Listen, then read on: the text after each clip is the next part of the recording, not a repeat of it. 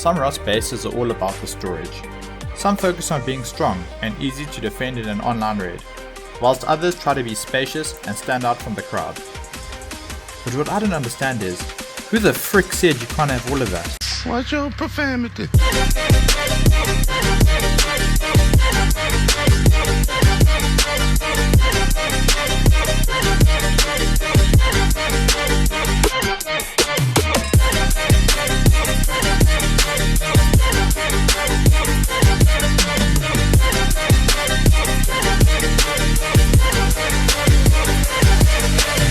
The base has a build cost of 15k wood, 39k stone, 33k metal frags, and 182 HQM. This results in a daily upkeep of 10k stone, 12k metal frags, and 72 HQM. Coming down from a helicopter pad, we have a garage door that takes us to the first of many loot rooms. These two auxiliary loot rooms can be used for low tier loot items. The rest of the floor is surrounded by garage doors. Behind the first one, we have a spawning room that has 2 beds, a locker, and 6 small boxes to hold your PvP or farming gear sets. There are 4 of these spawning rooms around the top floor of the base. I love this base, it's my go-to group base when me and my friends hop on some wipes, and I've built on a lot of the big servers already. This floor is protected by this auto turret. Heading downstairs, we have a utility room and our main auxiliary loot room. This holds 4 individualized loot rooms, as well as space for a tier 3 workbench, a repair bench, and any other items you need. This floor is protected by this undrainable auto turret, and behind it there's a couple more boxes for some extra storage. Heading downstairs, we have an HQM stability bunker.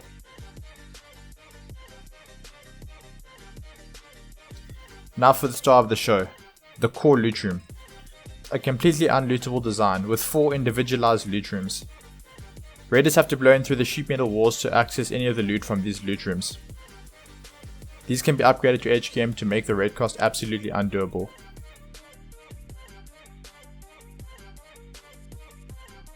The TC can be accessed by spawning on this bag beneath the sheet metal floor tile. Loot can be passed through any of these boxes to put into the TC. Okay, let's get into the build. We want to start by building 4 triangle foundations. A square foundation, another triangle, and another square foundation. You can build these in any materials you have at the time. I'm going to build everything in the final build material for the sake of time. Put down a door frame and an armored door. If you can't place these half walls, the bag isn't positioned correctly. Make sure you can put this floor tile above as well. Choose any one of the triangles and secure your TC. I advise you to choose a different triangle from me, because this makes raiding the base complete guesswork for the raiders.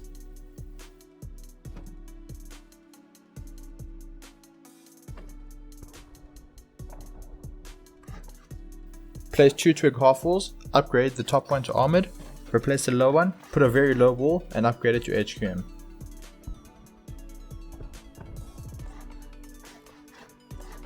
Add more sheet metal square foundations around the base, followed by 1 triangle foundation, flanked by 2 raised square foundations. Now by your first door, add 2 more sheet metal walls, followed by 2 large boxes. Make sure you place them as close to the door frame as possible. Now seal off this area with another wall. Make way around, adding sheet metal walls around the base.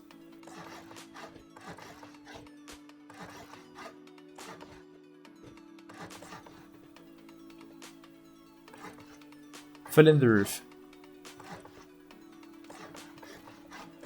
You can easily make this base a starter base. Just choose any one of these squares and add a wooden wall with a door frame for now to add an airlock.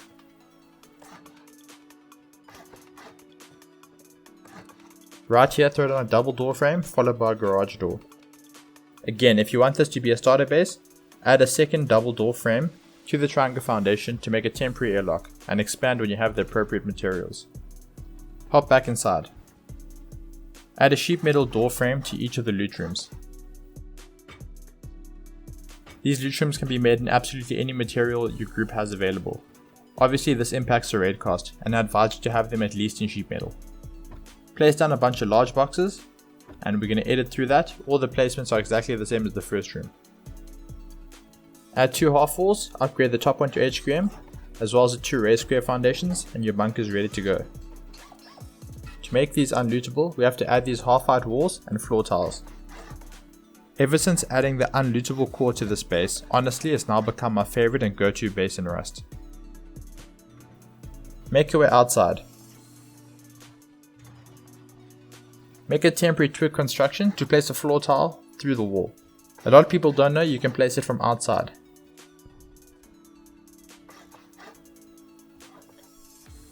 I'm going to build these in sheet metals, but obviously you'd build these in twig.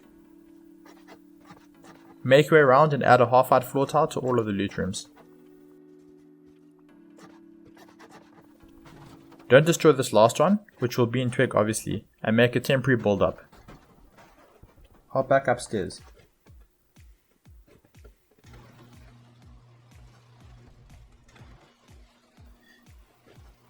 When going inside, they should look like this and upgrade them to sheet metal. You can place 2 more large boxes on each side of the floor tile. As you can see, you can access all the large boxes like so.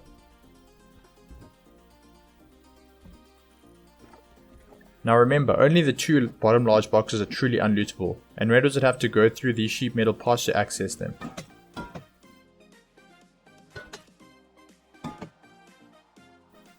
Make way around, adding 2 large boxes on the top of each floor tile.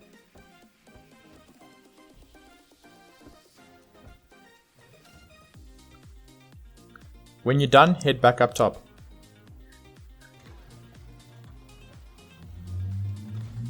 Now we're going to build the walls of our second floor. Start with half-height walls in the back of this auxiliary loot room. Seal it up. Add walls around the whole second floor.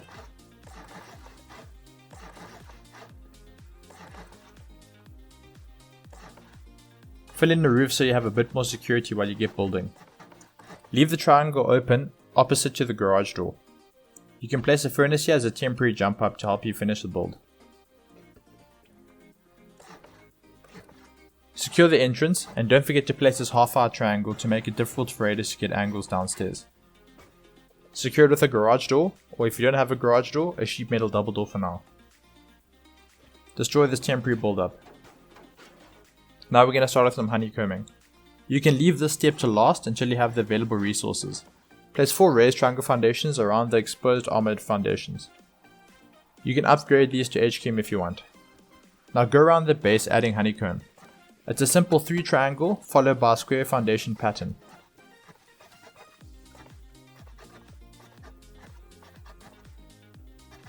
Now simply add sheet metal honeycomb around the base. Notice how I'm not adding any sheet metal honeycomb to the square foundations. For the triangle foundations, only build the first layer of honeycomb. Don't build onto the second floor just yet.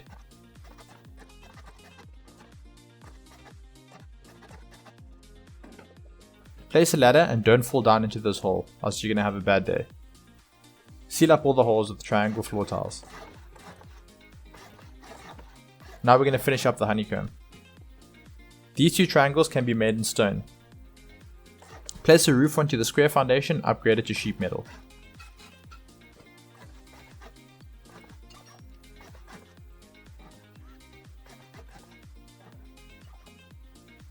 Awesome job guys. Now let's make the auto turret housings. I'm going to show you how to make the first one in first person. The 2 outer walls can be left in stone like so.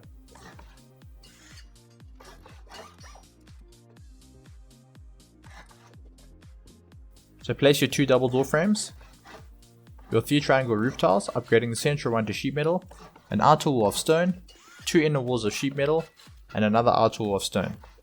Repeat this process for all the auto turret housings.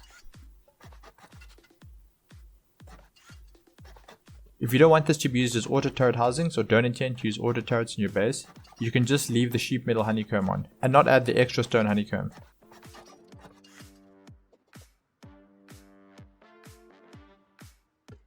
Head back upstairs. Locate these 2 triangle floor tiles and this is going to be the entrance of the base.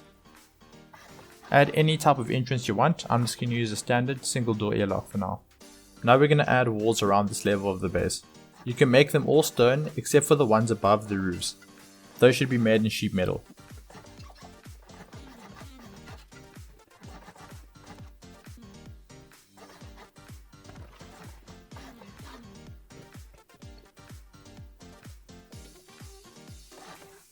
Don't forget to add your single doors.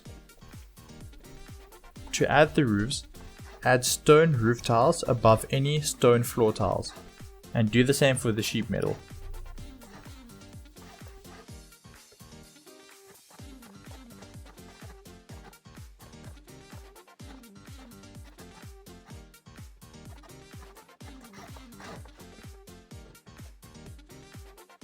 If you want roof access, which I highly advise, leave this square roof tile open and add a ladder hatch.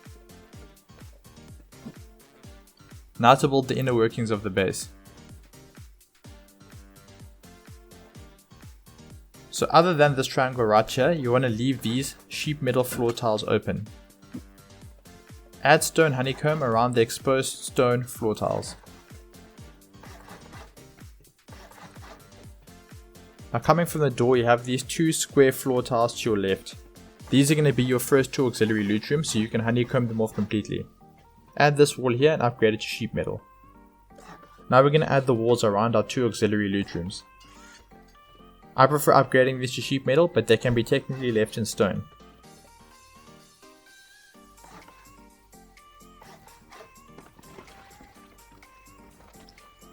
Now let's build our spawning rooms.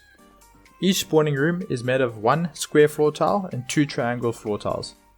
Add a double door frame, a locker, and secure it with a reinforced glass window.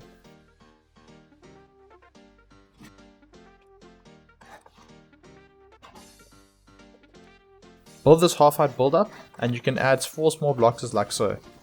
I found that adding them is way easier if you place a small box to jump on.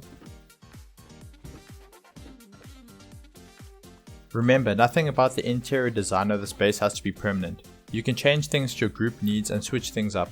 In fact, I even recommend changing things up and letting me know down in the comments what you'd like to change or add to the base to make it suit your group's needs.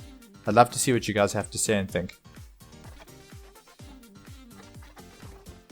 Now just make your way around and repeat the process for the remaining spawning rooms.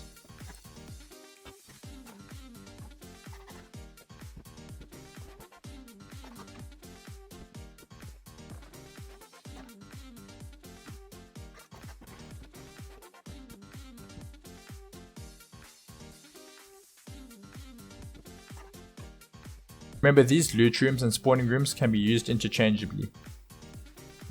You can add or change the number of spawning rooms or loot rooms based on your group size. Now you want to throw down double door frames pretty much everywhere they can go on this floor and add garage doors. The same goes for every floor of the base, so I'm not necessarily going to show this in every step of the video. Now regarding the loot rooms, you can use absolutely any loot room your heart desires. You can fit as many or as few boxes as you want. I advise using a combination of large boxes, barbecues, and small boxes. I feel like this gives your base easy to access loot rooms while still maintaining a high amount of storage.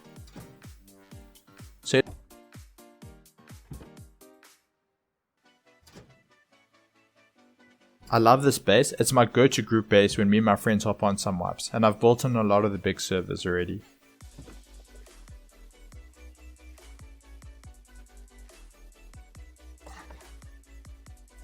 Now let's head downstairs. You can choose any one of these loot rooms to be your utility room to hold your tier 3 workbench, repair bench, and any other items your group may need.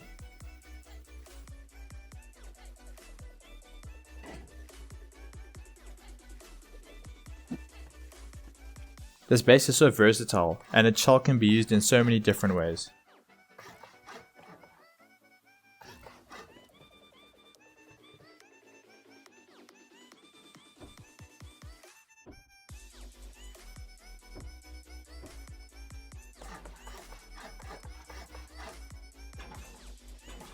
Remember, you can add any items down here, including more double door frames and garage doors to split up the loot rooms to increase the raid cost.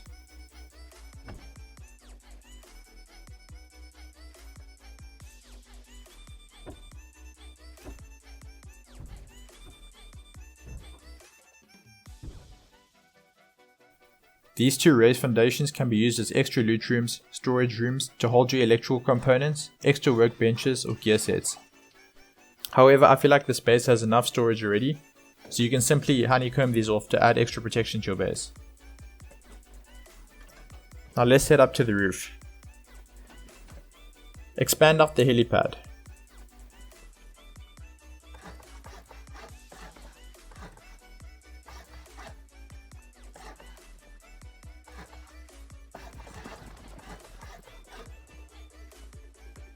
Add 2 double door frames here with 2 garage doors. On either side, we're going to make another auto turret housing. This stops people from being able to land on your helipad. We'll get back to placing the auto turrets later. Surround your shooting floor using any shooting floor design you want. The base has relatively fair upkeep, pretty good protection, and is an absolute nightmare to raid if you haven't seen the design before. It has outstanding storage and is very modular and versatile, and a lot of thought has gone into its design in terms of keeping resource costs down. On top of it all, it's very spacious and frankly it doesn't look or feel like you're living in a shoebox for the whole vibe. That's your shooting floor all finished up. Now let's head up to the roof.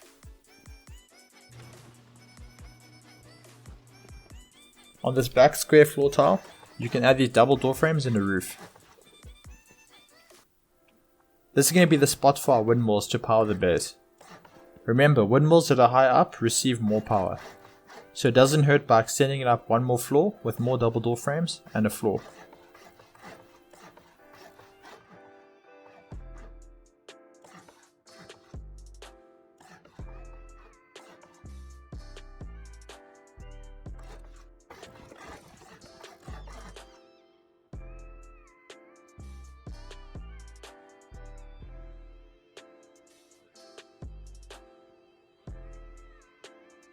Now for the placing of the auto turrets. First, your auto turrets go up here to protect your helicopter landing pad. The next one's placed above our spawning room, followed by an undrainable auto turret that protects our utility loot room for raiders that come through doors. Heading down into the main core, we can place another auto turret here between these 2 loot rooms. This one's also undrainable and is an absolute pain for door raiders.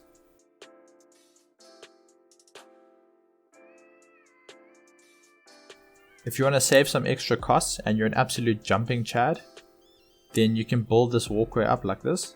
It's really easy to use and you don't have to crouch jump to get up. Or you can build the stairway to heaven design, as I like to call it. This combines a bit of strength, versatility, and just straight up looks really cool. So you build this by adding a raised square foundation, a raised triangle foundation, and a low square foundation.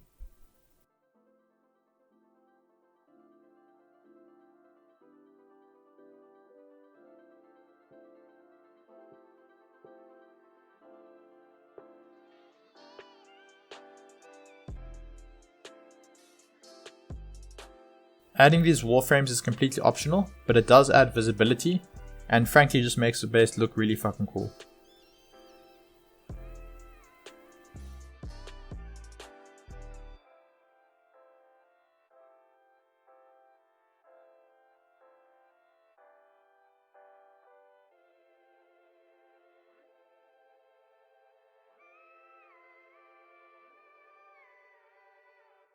Okay guys, that's the build all finished up. If you liked it, hit like, and don't forget to subscribe to the channel. You guys are all so awesome, and I'll catch you in the next video. And as always, as we say here in South Africa, have a lucky day my brew.